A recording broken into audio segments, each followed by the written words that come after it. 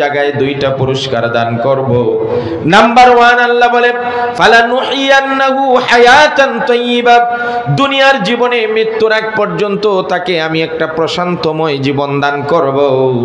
দুনিয়াতে তাকে প্রশান্তময় জীবন দান করব।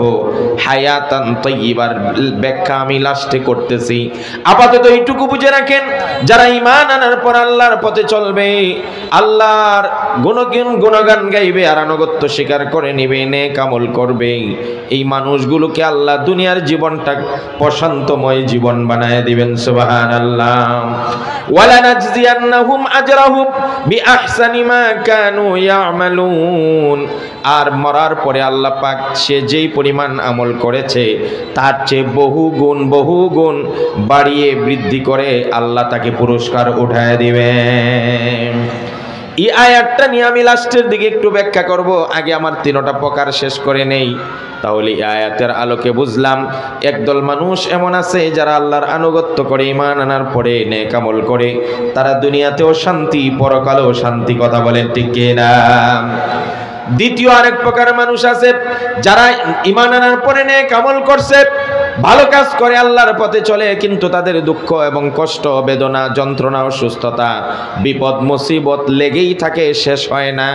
প্রশ্ন করতে পারেন যে হুজুর, এরা তো আল্লাহর পথে চলে, নামাজ পড়ে, রোজা রাখে, পর্দায় চলে, তাহলে এদের একটার পর একটা কষ্ট কেন লেগে থাকে? এটা প্রশ্ন করা ঠিক। কথা বলেন ঠিক কিনা?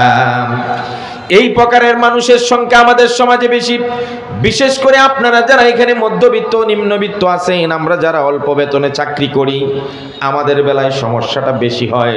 হুজুর আমরা তো ওয়াজেও যাই, হুজুর আমরা তো হুজুরদের কথাও শুনি, হুজুর আমরা তো মিছিলেও সবার আগে যাই, হুজুর আমরা তো নামাজও পড়ি, হুজুর আমরা তো রোজাও রাখি, আমরা তো সুদ খাই না, আমরা তো ঘুষ খাই না, আমরা তো মদ খাই না, তাহলে আমাদেরকে কেন এত কষ্ট, কষ্টের পর কষ্ট, কখনো অসুস্থতা, কখনো মুসিবত, এই দেখো চাকরি চলে যাচ্ছে, এই দেখো অ্যাক্সিডেন্ট হয়ে যাচ্ছে, এই দেখো বাড়িতে মামলা পড়ে গেছে, এই দেখো বাচ্চা অসুস্থ হয়ে হসপিটালে দৌড়তে হচ্ছে, হুজুর আমরা কেন এত মুসিবতে? এই কমপ্লেইনটা আপনাদের মতো অনেক মানুষের আছে না নাই? কেন আপনাদের আর আমাদের মতো যারা ঈমান আনার পরে নেক আমল করার পরেও কষ্ট আর দুঃখ দেওয়া হয়? এর উত্তরে আল্লাহ রাব্বুল আলামিন কোরআনের আরেক জায়গায় বলেন, ওয়ালা নাবলুওয়ান্নাকুম বিশাইইম মিনাল খাউফি ওয়াল জু'i ওয়া নাকসিম মিনাল আমওয়ালি ওয়াল আনফুসি ওয়াস সামারাত ওয়া বাশশিরিস সাবিরিন। আল্লাহ রাব্বুল আলামিন বলেন, হে ঈমানদারেরা, তোমরা যারা ঈমান আনার পরে ভালো কাজ করতেছো, নামাজ পড়তেছো, তোমাদেরকে আমি মাঝে পরীক্ষা করব। ওয়ালা নাবলুওয়ান্নাকুম, তোমাদেরকে টেস্ট করব, পরীক্ষা করব। বিশাইইম মিনাল খাউফি, কখনো তোমাদের জীবনে ভয় কাজ করবে।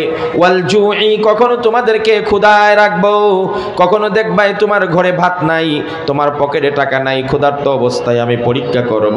ওয়া নাকসিম মিনাল আমওয়ালি ওয়াল আনফুসি ওয়াস সামারাত, কখনো তোমার ফসল নষ্ট হয়ে যাবে, কখনো তোমার বাচ্চা মারা যাবে, কখনো তুমি নিজেই ক্ষতিগ্রস্ত হয়ে যাবে। আল্লাহ পাক বলেন, এই যে তোমাকে বিভিন্ন ভাবে আমি পরীক্ষা করি, কখনো ক্ষুধা দিয়ে, কখনো ভয় দিয়ে, কখনো মালের ক্ষতি করে, কখনো বাচ্চার ক্ষতি করে, কখনো নিজের ক্ষতি করে, এর উদ্দেশ্য একটাই, আল্লাহর পক্ষ থেকে পরীক্ষা করার উদ্দেশ্য হলো আল্লাহ পাক আপনি আমার মর্যাদা বাড়াইতে চান, আল্লাহ পাক আপনি আমাকে সম্মান বৃদ্ধি করতে চান। সুবহানাল্লাহ। আল্লাহ পাক আপনি আমাকে মায়া করেন, মহব্বত করেন, সম্মান বৃদ্ধি করতে চান, ইজ্জত বাড়িয়ে দিতে চান। এটা হলো আপনি আমার পরীক্ষা করার কারণ।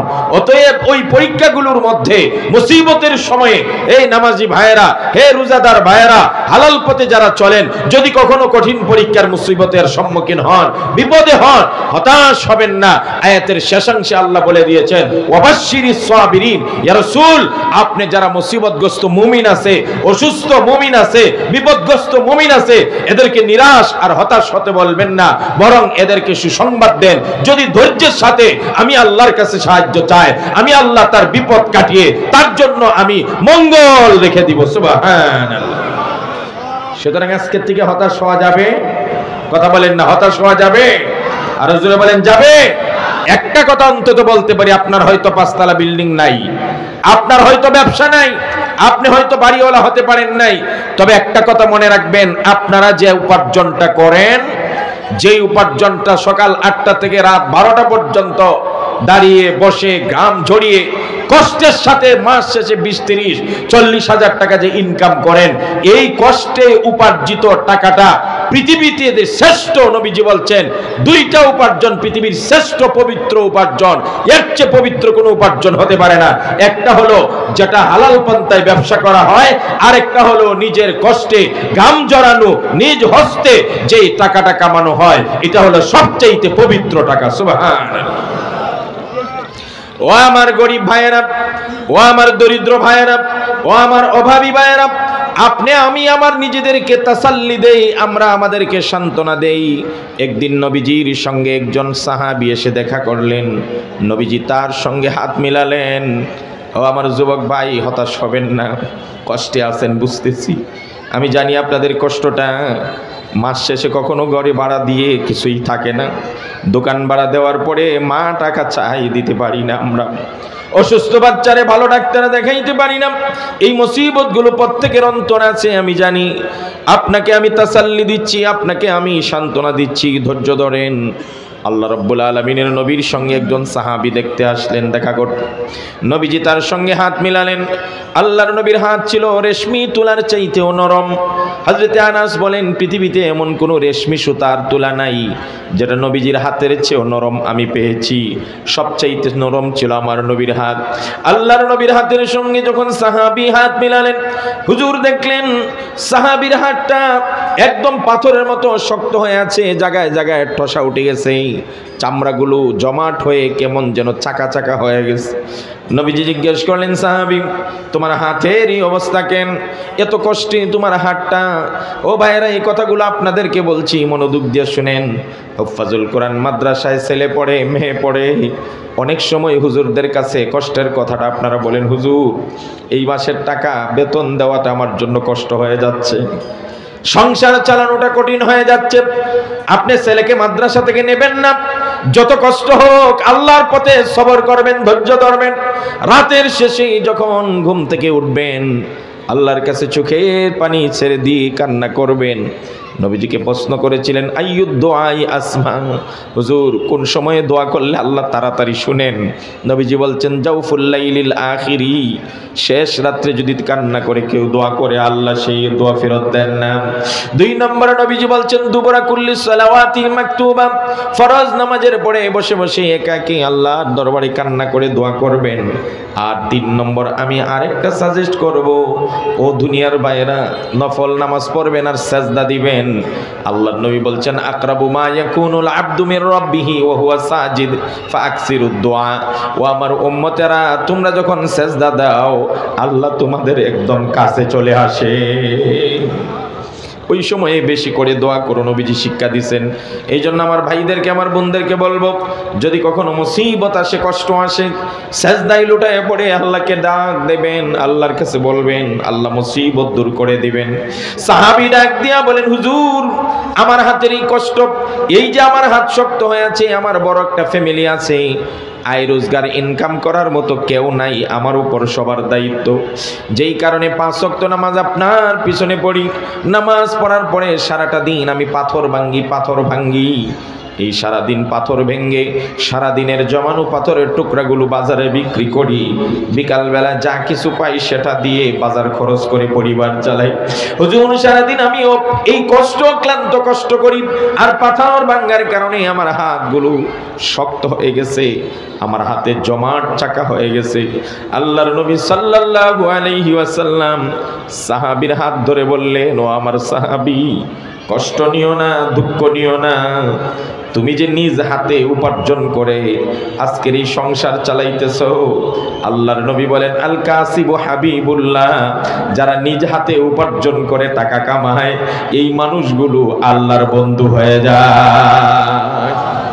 ধরে নেন আপনি দুনিয়াতে কিছু পাইলেন না, কষ্ট করে গেলেন, মনে রাখবেন আপনার এই কষ্টের জিন্দেগির বদলায়, প্রতিটা বদলায় কিয়ামতের দিন জান্নাতে আপনার এক একটা মাকাম বাড়তে থাকবে। কথা বলে ঠিক কিনা?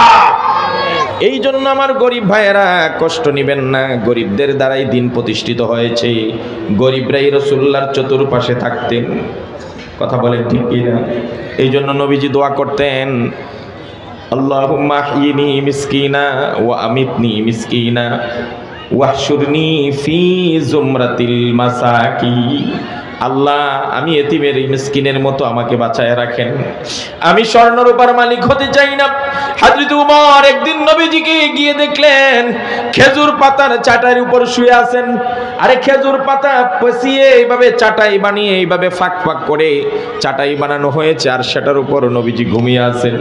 হযরত উমর বলেন, হুজুর আপনি যে শোয়া থেকে উঠলেন আপনার পিঠের মধ্যে চাটাইয়ের দাগগুলো লেগে আছে। হুজুর আপনি দু জাহানের বাদশা সাইয়্যিদুল মুরসালিন, আপনি যদি আমাকে অনুমতি দেন নরম তোশক বানায় এনে দিব আমাকে আপনাকে। আমার নবীজি বলেন, উমর রে, আমি যদি চাইতাম আর ইশারা করতাম উহুদের পাহাড়টা স্বর্ণে রূপান্তর হয়ে যেত।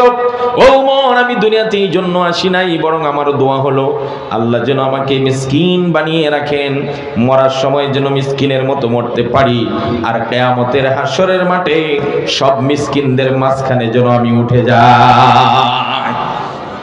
এ আমার ভাইয়েরা, কিয়ামতের দিন কোটিপতি লাখপতি আর বিলিয়ন ট্রিলিয়নের মালিকের মাঝখানে রাসূলুল্লাহ থাকবেন না, আমার রাসূল ইতিম মিসকিনদের মাঝখানে থাকবেন। সুবহানাল্লাহ।